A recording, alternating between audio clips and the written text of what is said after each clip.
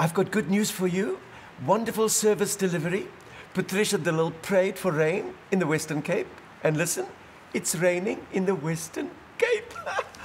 Oh, it's been a week of excitement. The International Criminal Court is blaming South Africa for not arresting that awful Sudanese president. And I must say, I didn't have anything to do with it, except I did drive him to the airport because they said he loved my cook sisters and he wanted to take some specially for his wife at home. I was just a junior member of the ANC.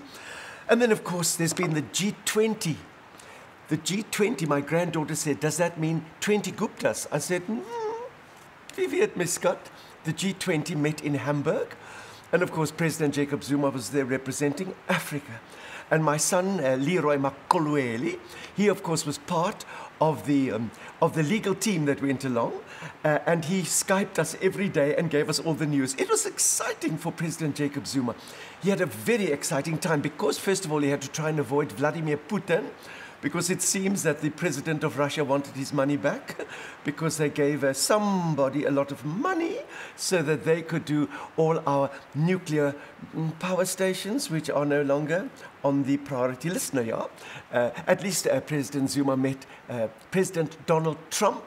He was in the men's toilet tweeting, and he actually said to President Zuma, this is what I'm told, that he is very irritated that he's not had a conversation with President Nelson Mandela because he wants to suggest a negotiation to make sure that our constitution is changed so that all the land belongs to the CNA.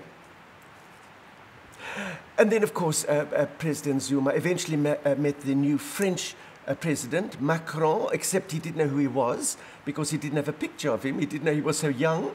And I think in the group photograph, when they were all standing, this young man next to President Zuma might have knocked him with his elbow, and he said, sorry. And President Zuma thought he was somebody from Bell Pottinger, because that's all they're saying nowadays is sorry. Oh, and then, of course, Angela Merkel. Well, this I know. President Jacob Zuma has always been very scared of Angela Merkel because she reminds him of that Jewish woman in Durban who is always stalking President Jacob Zuma. She wants to be his fifth wife. She keeps on saying, you need a Jewish wife if you're going to nationalize the Reserve Bank. So you see, it's been a very exciting week. And now President Zuma's back in South Africa, and he said everything was fine, and everybody agreed on everything. Well, not on everything. As you know, Donald Trump will not agree to global warming. He says his wife is too young. Evita, Evita, and you know what we mean.